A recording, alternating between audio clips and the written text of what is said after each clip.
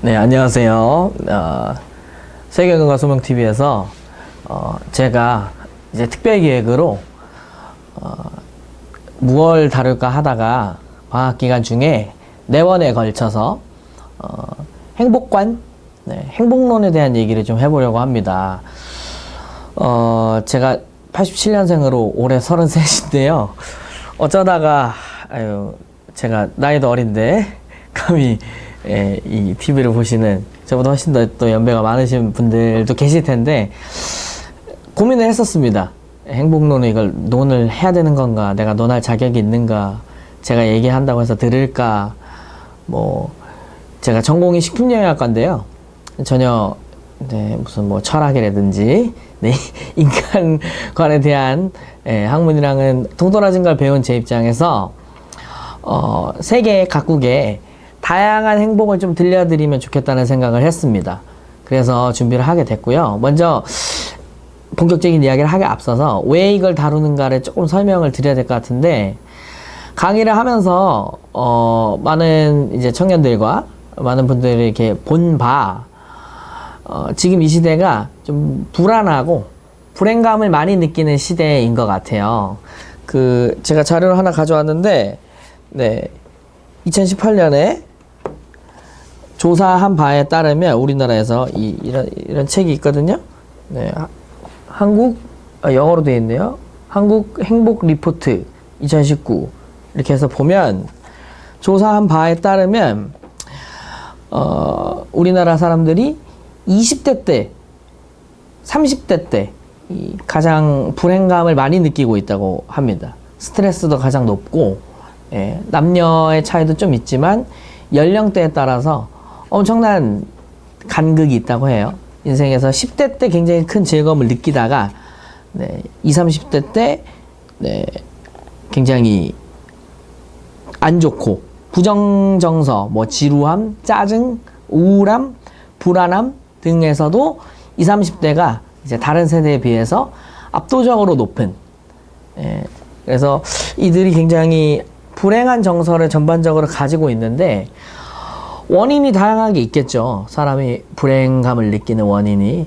근데 저는 그 불행한 이유 중에 하나로 우리의 행복관이 너무나 한쪽으로 쏠려 있다, 내지는 획일화되어 있다, 이렇게 얘기를 드리고 싶습니다. 행복관이 너무나 한쪽으로 편향되어 있기 때문에 이런 어떤 확고한 하나의 획일화된 기준 안에 내가 소속되지 못하면 그거를 이제 굉장히 큰 스트레스로 여기는 이런 행복관이 형성이 되어 있는 것 같아요. 그래서 요것 때문에 내가 여기에 들어야 한다는 스트레스, 긴장감, 들지 못했다는 어떤 좌절감, 패배감 등으로 인하여서 우리가 굳이 내 상황을 반드시 비관적이고 불행하게만 봐야 할 것인가? 그렇지 않을 수도 있는데 이제 불행하게 보는 그런 일들이 우리 사회에 좀 있지 않은가라는 생각이 듭니다. 그래서 저는 이것을 탈피하고자 좀 더 세계 각국에 혹은 역사적으로 과연 우리가 행복을 요렇게만 정의했었는가? 이런 하나의 방식으로 뭔가를 많이 가진다든지, 대표적으로 돈을 많이 번다든지, 뭔가를 요즘 행복관을 이게 축적하고 쌓고 많이 가지고 많이 누리고 이런 쪽으로 이제 행복관이 많이 설정이 돼 있는데, 과연 그러면 인간은 이것만이 유일한 행복관으로 여태까지 쭉 가지고 살고 있었나? 그렇지 않다는 것을 다양한 역사적 혹은 철학적 사고와 사유를 통해서, 사례를 통해서 좀 살펴보면 좋겠습니다. 그래서 여러분, 이 방송을 보시는 여러분의 행복관에 대한 어떤 지평이 좀 넓어지고, 그래서 행복관을 요렇게 해도 행복하지만 요렇게 해도 인간은 행복할 수 있고 요렇게 해도 행복할 수 있고, 이게 지평이 좀 넓어지고, 또 이제 자기 행복을 나에게 맞는 행복관이 이런 거구나 좀 찾아가는 데 도움을 드릴 수 있었으면 좋겠어서 이렇게 준비를 했습니다. 그럼 첫 번째로 제가 말씀을 드리려고 하는 거는 고대 그리스의 것입니다. 네, 고대 그리스. 그리스의 철학에 대해서 다들 많이 알고 계실 텐데요. 제가 서양 철학사를 전공한 사람은 아닙니다. 근데 이제 많이 강의를 듣고 책을 찾아본 바 의외로 제 생각과 달리 저는 행복에 대한 얘기가 굉장히 많을 줄 알았어요. 왜냐면 행복이 이제 어떤 사람에게 있어서 좀 궁극적 목표지 않습니까? 그래서 많이들 얘기를 할 줄 알았는데 의외로 행복이란 단어를 콕 집어서 지칭한, 이게 소위 말하는 행복론이라고 하죠. 근데 행복론이 지칭한 사람이 별로 없습니다. 생각보다 별로 없어요. 네. 왜 그러냐면 철학이 던지는 질문이 여러 가지가 있는데 그 중에 이제 대표적인 게 뭐 예를 들면 뭐 세상은 왜 존재하는가, 뭐 지금 이게 뭐 실제인가 아닌가, 뭐 우리의 삶은 무엇인가, 뭐 이런 거지 않습니까? 그러니까 존재론적인 좀 더 근원적인 질문을 던졌던 것 같아요. 네. 그러다 보니까 뭐 우리 예전에 무슨 윤리 시간에 배웠던 무슨 뭐 데모크리토스의 무슨 뭐 원자설인가요? 뭐부터 해서 무슨 물로 돼 있다, 불로 돼 있다 등등등등 요런 얘기를 주로 했지. 그래서 우리가 잘 아는 플라톤 씨께서도 뭐 이데아 뭐 이러면서 뭐 존재가, 우리의 존재가 어떤 것인가, 이 세상이 어떤 것인가, 뭐 더 이데아, 더 궁극적인 세상이 있다, 뭐 이런 식의 이런 얘기를 많이 했지. 그래서 지금 우리는 어떻게 살아야 되고 행복이 뭡니까?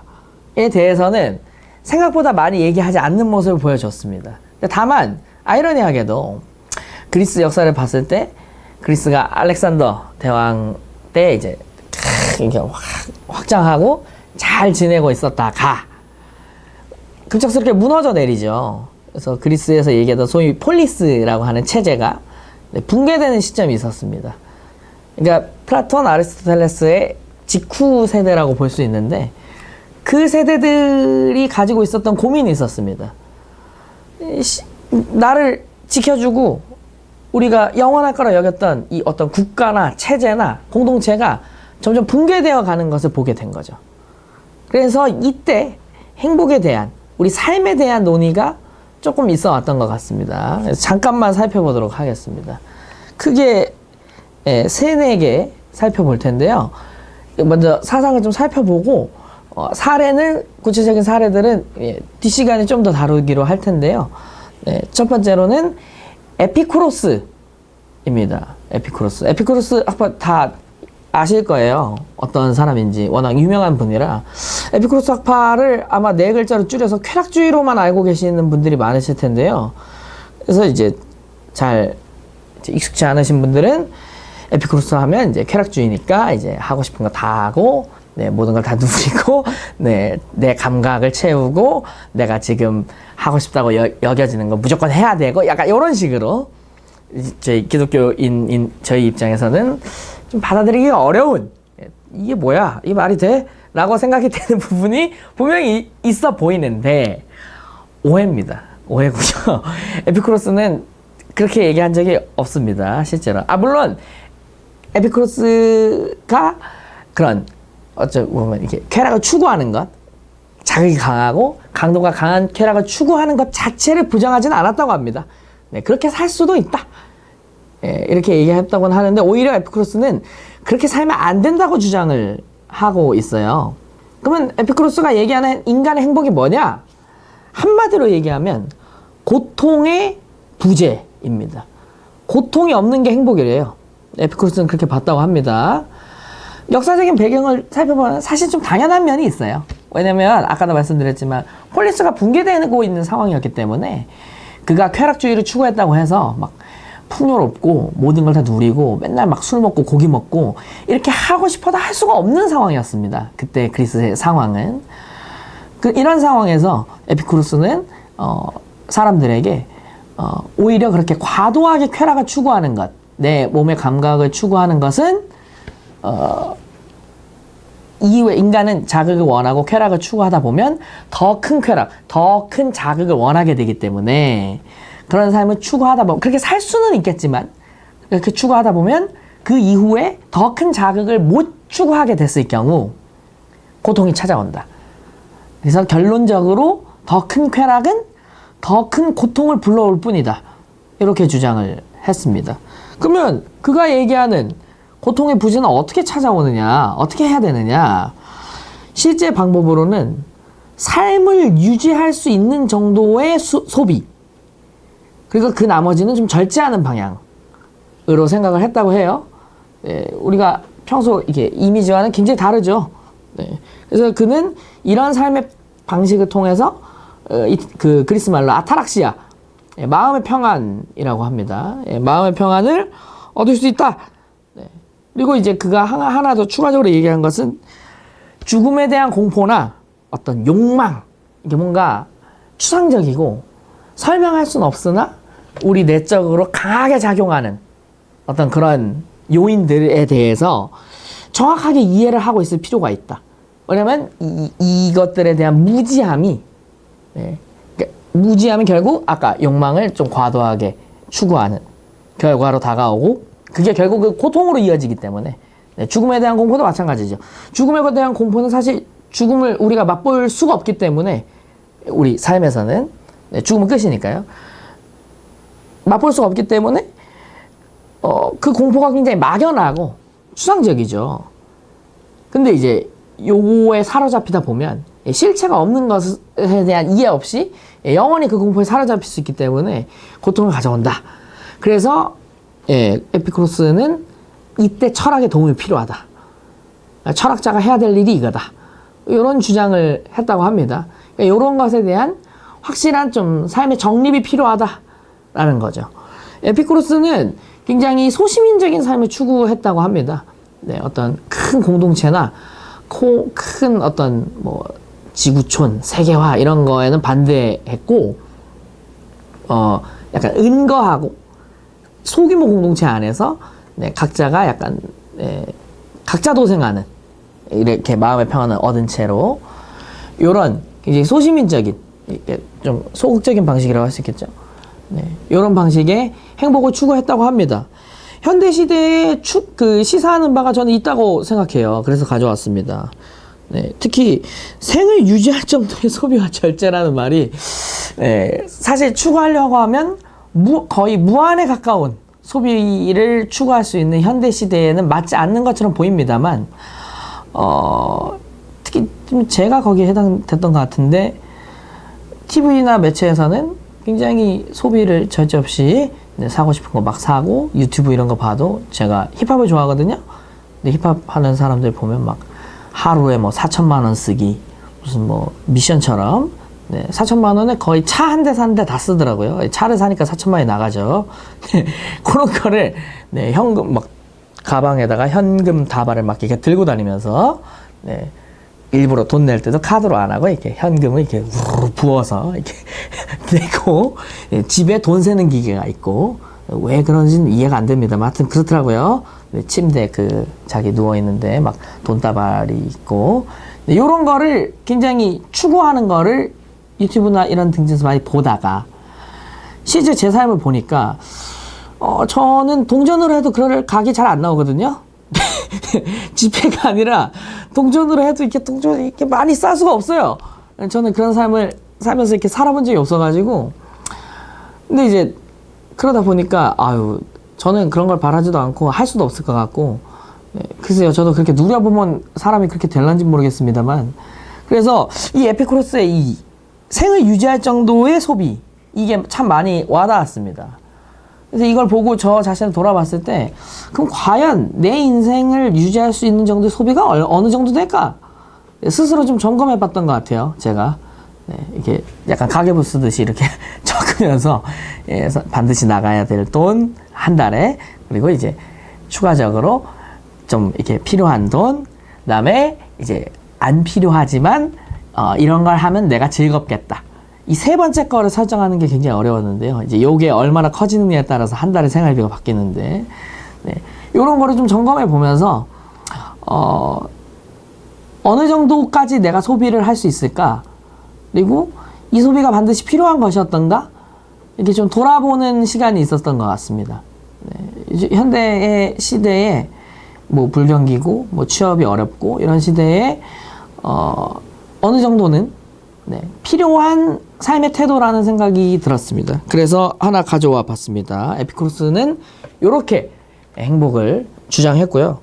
두 번째가 아마 윤리 시간에 역시 에피쿠로스와 함께 세트로 같이 배웠을 스토아 학파입니다. 스토아 학파는 사실 금욕주의로 굉장히 유명한데요. 제일 처음에 주장한 학파는 아니라고 합니다. 네, 그 전에 키니코스 학파라는 학파가 있었다고 해요. 여기에 이제 유명한 디오게네스라고 하는 사람이 있었는데, 일화가 이제 알렉산더 대왕이 원하는 게 뭡니까? 원하는 거 해줄게요. 뭡니까? 물어봤더니 디오게네스가 햇빛 좀 가리지 말아달라고 이렇게 대답을 했다고 하거든요. 그러니까 철저하게 금욕주의에서 나온 말이죠. 네, 다른 거 이렇게 막 필요 없고 나는 햇빛을 잘 쏠 수 있을 정도면 된다. 뭐 이런 얘기인 것 같아요. 네, 스토아 학파의 핵심은 한마디로 역시 정의를 할 수가 있습니다. 그러니까 행복론에 대해서 뭐 다른 얘기 많이 했지만 행복론에 대해서는 불행은 결코 우리의 행복을 감소시킬 수 없다. 이게 이제 스토아 학파의 이야기입니다. 굉장히 멋진 말인 것 같아요. 네, 마치 불행과 행복은 별개의 것이다. 네, 불행은 행복 없음이 아니라 네, 불행은 불행대로 있어도 우리는 여전히 행복할 수 있다. 잘못 들으면 약간 좀 정신승리 같이 느껴지기도 하는데요. 네, 좀 더 말씀을 이어가 보겠습니다. 네, 불행은 결코 우리의 행복을 감소시킬 수 없는데 그러면 어떻게 하면 이 상태가 될 수 있느냐, 이런 이상적인 상태가 될 수 있느냐, 이거를 이제 스토아 학파에서는 그리스어로 아파테이아, 네, 부동심이라고 우리말로는 번역할 수가 있겠는데, 네, 스토아 학파는 에피쿠로스 학파와는 정반대로 같은 상황인데, 그 폴리스가 무너지는 같은 상황인데 정반대되는 방향으로 생각을 전개를 합니다. 그래서 자연세계, 드넓은 자연세계는 굉장히 질서정연하고, 반면에 인간이 사는 세계는 굉장히 무질서한, 네, 욕망이 넘치고 불완전한 인간끼리 의사소통 잘 안 되고, 이런 세계로 인식을 했어요. 당시의 역사적 배경을 생각하면 뭐 타당할 수 있는 생각인 것 같습니다. 그래서 이 상황에서 우리가 쉽게 말하면 자연에 가까워져야 된다는 겁니다. 네, 무질서해 보이나 그 안에 질서를 찾고 있는 자연의 모습과 비슷해져야 된다. 어찌 보면 약간 불교랑도 비슷한 것 같고요. 동양에서는 저기 어딥니까? 도교? 노자가 얘기한 뭐 무의자연 뭐 이런 거랑도 약간 비슷하다고 여겨질 수 있겠네요. 그래서 이때 당시로는 굉장히 파격적이게도 스토아 학파는 네, 세계 시민이라는 얘기를 썼어요.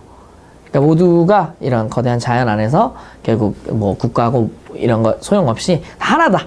역시 예, 역사적 배경을 보면 자연스러운 생각입니다. 그렇게 해야지만 본인이 살 수 있을 것 같다고 여겼던 거죠. 그래서 공동체가 아니더라도 네, 보편적인 인류에 좀 주장했다고 볼 수 있고, 이 부동심을 어떻게 실현할 수 있느냐, 그게 이제 욕망을 절제함으로써 실현할 수 있다고 보았습니다. 스토아 학파는. 그래서 이 불행은 결코 우리의 행복을 감소시킬 수 없다는 것이 역시 현대사회에서 굉장히 시사하는 점이 크다고 좀 보여집니다. 네, 우리는 이게 뭐랄까요, 반비례 관계로 생각하지 않습니까, 주로? 네, 그래서 불행이 커지면 불행이 말 그대로 한자 그대로 해석하면 행복이 없다, 행복이 아니다, 이런 뜻이니까 불행이 커지면 커진 만큼 당연히 행복은 작아지고, 이렇게 보는 관점이 있는데, 그러니까 불행이 상대적으로 커지면 행복이 수치가 낮아진 거지 없는 게 아님에도 불구하고 네, 너무나 상대적으로 거대한 불행 앞에서 아이고 우린 불행하구나, 아이고 지금 내 상황이 왜 이러지, 이렇게 생각하는 게 보통의 인간의 생각인데, 네, 스토아 학파에서는 이게 스토아 학파는 키티온의 제논이라고 하는 사람이 맨 처음 창시했는데, 이 제논은 이제 불행이 이렇게 크게 있을지라도 우리가 자연 안에서, 이런 세상 안에서 행복감이 여전히 존재한다, 얘가 커진다, 그래서 반비례하는 것이 아니다 라는 생각을 가지고 있었던 것 같습니다. 에피쿠로스 학파가 좀 더 현실적인 얘기를 저는 했다고 보고, 반면에 스토아 학파는 우리의 내적인 면에 있어서 행복을 어떻게 규정하고 생각하느냐에 있어서 좀 시사하는 바가 있다고 봅니다.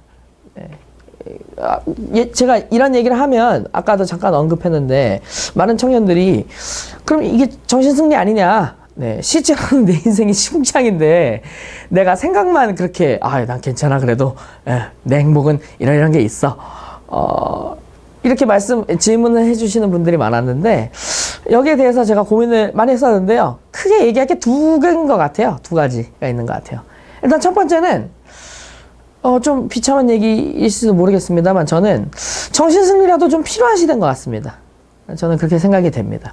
너무, 삶에서 이제 내가 어떤 행복을 추구하고, 내 행복이 이겁니다. 이렇게 얘기했을 때, 아까도 잠깐 말씀드렸지만, 행복관이 너무 획일화되어 있기 때문에, 그거를 인정해주지 않는 분위기인 것 같아요. 네, 내가 이거를 행복이라고 외쳐도 상대방 타인들이 에이 그게 뭐가 행복해? 에이 그게 뭐가 좋은 거야? 이렇게 돼 있는 것 같습니다.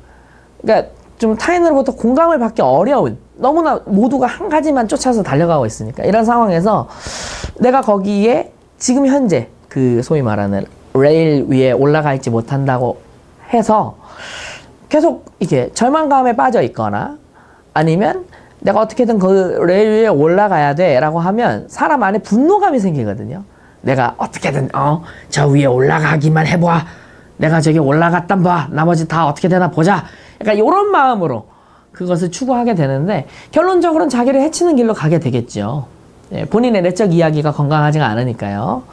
근데 이런 상태에서 좀 자신을 지켜가며 레일에 올라갈 거더라도 자신을 좀 마음을 지켜가며 올라가려면 네, 저는 정신승리라도 때로는 좀 필요하다고 생각합니다. 두 번째는 이게 정신승리가 정신승리에서 그치지 않으려면 그래서 저는 자기 거가 있어야 된다고 봅니다. 이 스토아파에서 역시 주장했던 것이 네, 스토아파가 어찌 보면 플라톤이 얘기했던 거랑 비슷한 얘기를 한 거거든요. 어떤 윤리관이나 이런 행복관에 대해서는. 근데 플라톤 혹은 소크라테스와 스토아파의 결정적인 차이는 소크라테스와 플라톤은 폴리스라고 하는 환경 안에서 그 안에서 공동체와 함께 누리는 어떤 국가, 체제, 행복한 국민 이런 얘기를 했다 그러면 스토아파는 거듭 말씀드리지만 그런 영원할 거라 믿었던 나를 최적에 지켜주리라 믿었던 폴리스가 무너진 상황에서 붕괴돼가는 상황에서 나온 그 사상이기 때문에 얘네들은 철저하게 개인의 행복, 개인의 평안함을 주장했다는 겁니다.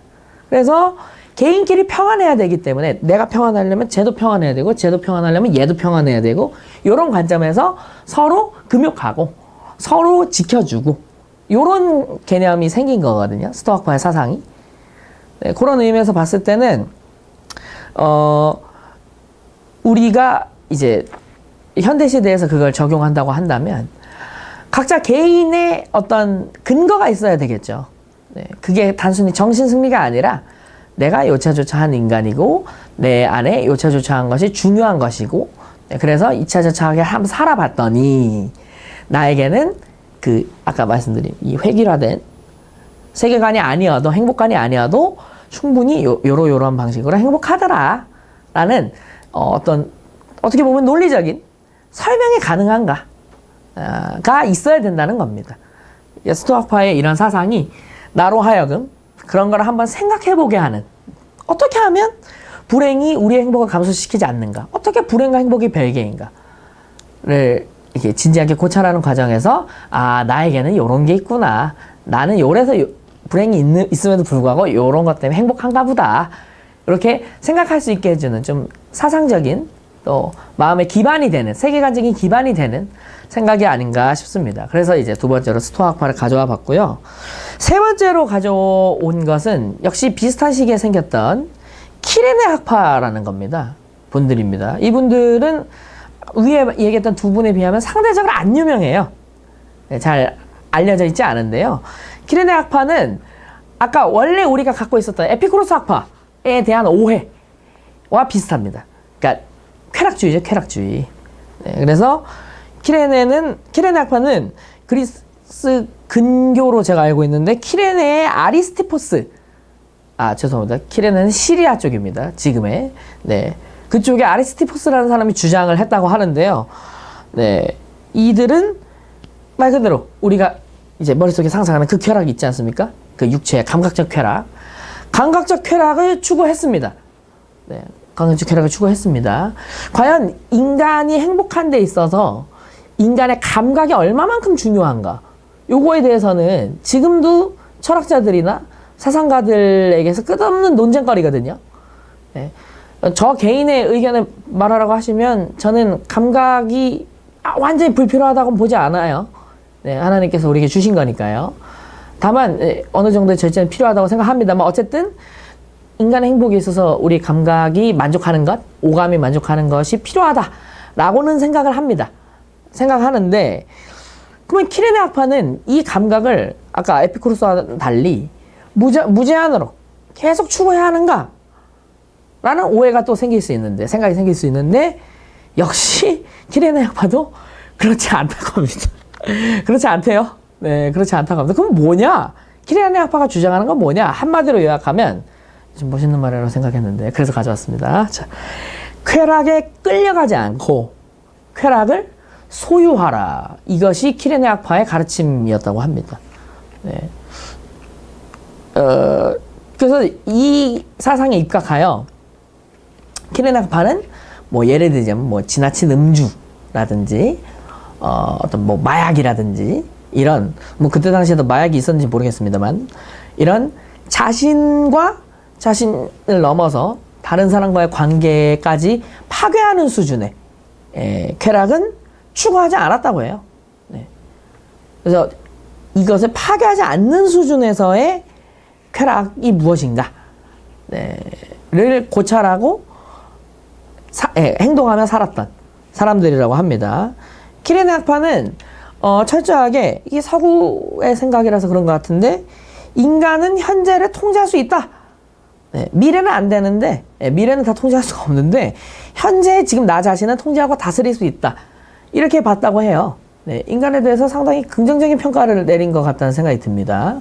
그래서 이 생각에 입각하여 이것을 전제로 나를 파괴하지 않는 수준의 쾌락을 추구하자. 이것이 키레네 학파의 주장입니다. 역시 현대사회에 비춰봤을 때 제가 청소년 아이들을 보고 제가 얼마 전까지 계속 게임 얘기를 했지 않습니까? 저도 게임을 좋아합니다만 많이 보고 느끼는 것이 어른들이 걱정하시는 게 아마 다 이 부분이 아닐까 싶은데 게임에 끌려다니는 모습을 너무 많이 본 것 같아요. 아이들로부터. 그러니까 내가 살아있어서 내가 게임을 즐거워하고 있는 게 아니라 게임이 우리에게 전해주는 어떤 압도적인 경험이나 체험 혹은 내 삶의 어떤 우선순위로 인해서 이것을 반드시 추구해야 돼. 내가 반드시 이것을 쟁취해내야 돼. 근데 그것을 현실에서 쟁취해내기가 어려우니 게임 안에서 이것을 반드시 내가 이루어내리라 라고 하는 생각 때문에 소위 말하여 게임에 과몰입하게 되는 현상을 많이 보게 됩니다. 그래서 저는 제가 있는데도 불구하고 뭐 게임을 하다 PC방에서 게임을 하다가 뭐 싸우고 서로를 탓하고 제가 있는데도 선생님 제가 있는데도 그런 모습을 종종 봐요.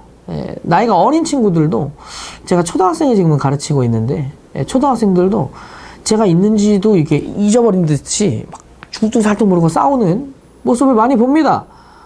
근데 저는 이 모습이 전형적으로 쾌락에 끌려다니고 있는 모습이라고 저는 생각이 됩니다.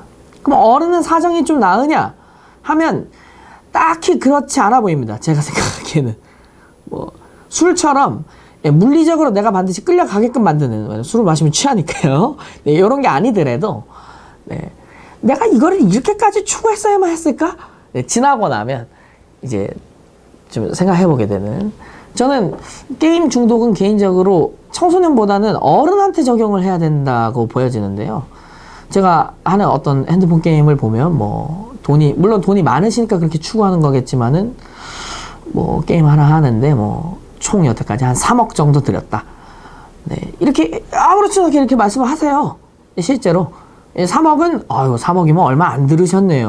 뭐 어떤 게임은 뭐 한 10억을 들여도 안 되는 건 안 되는 거더라고요. 뭐 이런 식으로 어른들이 이런 대화를 아무렇지도 않게 나누거든요. 물론 돈이 많으셔서 한 거는 맞는데 과연 어떤 게임이라고 하는 내가 게임 쾌락을 추구하기에 있는 거지 않습니까? 근데 이런 매체에 그렇게 어마어마한 코스트를 지불하는 게 과연 쾌락에 끌려가고 있는 것인가? 아니면 쾌락을 친구처럼 내 옆에 그저 두고 있을 뿐인 것인가? 나의 일부로서 두고 있는 것인가? 생각해 봤을 때는 저는 전자에 가깝다는 생각이 많이 들었습니다. 역시 생각해 볼 만한 이슈를 우리에게 많이 던져주고 있는 것 같아요. 네. 우리는 어쨌든 감각을 가지고 있는 존재이기 때문에, 감각을 채우는 것은 인간의 활동에 있어서 분명히 필요한 부분인 것은 맞겠으나, 과연 나는 이 감각을 어느 정도까지 통제할 수 있고, 통제할 수 없다면 어느 선까지는 내가 좀 조심해야 하는가. 저는 이것을 보고 현대인에게 적용하자면, 쾌락이라고 하는 것, 좀 말이 어감이 안 좋으니까 말을 바꿨습니다. 즐거움이라고 하는 것이 어떤 것인가에 대한 고찰이 필요하다는 생각이 들었습니다. 즐거움 자체에 대해서는 저희가 생각을 잘 안 하는 것 같아요. 즐거움이라는 것이 어떤 외부의 어떤 컨텐츠로 인하여 외부에 있는 얘가 나에게 가져다 주는 거다. 이렇게 이제 생각을 보통은 하는데, 저는 이제 그렇게 생각하지 않고, 외적인 것과 내적인 거에 화학작용으로 인해서 즐거움이 생긴다고 생각하거든요. 하나님은 우리 안에 무언가를 심어주셨기 때문에. 그래서 즐거움이란 게 과연 도대체 어떤 것일까? 나는 어느 정도 선까지 지금 내 상황에서 추구할 수 있을까를 진지하게 좀 고찰해 볼 필요가 있다고 여겨집니다. 그래서 첫 시간을 좀 마무리할 텐데요. 이게 크게 에피쿠로스와 스토아, 키레네 세 학파의 이론을 살펴봤습니다. 살펴본 바 결론은, 제가 생각하기에는 결론적으로 나 자신에 대한 좀 이해가 필요하지 않는가, 이런 생각이 듭니다. 나는 어느 정도 선까지 추구할 수 있고, 어떤 사람이고, 이런 면이 있고, 저런 면이 있고, 이런 면이 지금 현재 어려우니까 이걸 고려했을 때 이 정도까지만, 이런 정도까지만, 후일에 만약에 이 어려운 상황이 이렇게 줄어든다면 내가 요거를 이렇게 추구해야지 라고 하는 어떤 즐거움, 내지는 내 개성, 내지는 이제 내 취미, 내지는 놀이, 여러 가지 면에서 어떤 존재인가, 나는 어떻게 추구해왔고 어떻게 추구하면 좋을 존재인지를 스스로 좀 생각해보는 시간이 있었으면 하는 생각이 있습니다. 막 이렇게 당장 지금 눈앞에 행복, 쾌락 이렇게 먼저 딱 추구하기 전에, 나는 가만히 있을 테니 내가 돈을 소비함으로 압도적인 나에게 무언가를 확 이렇게 가져다 줘 라고 하기 이전에 먼저 잠깐은 좀 멈춰놓고, 여러 가지 생각을 이것저것 해보는 것이 저는 좋은 것 같습니다. 즐거움에 대해 생각하면 좋잖아요. 사람이 이렇게 여행 계획 짤 때 행복하듯이, 실제로 여행을 못 가더라도 계획을 하는 순간에는 막 기대감이 있고 즐겁잖아요. 이런 의미에서 스스로 좀 생각해보면 좋겠다는 생각이 들었습니다. 네, 그러면 짧게 몇 가지 안 되는 거 소개해드렸는데 도움이 되셨길 바라면서 첫 시간은 이렇게 마무리하도록 하겠습니다. 감사합니다.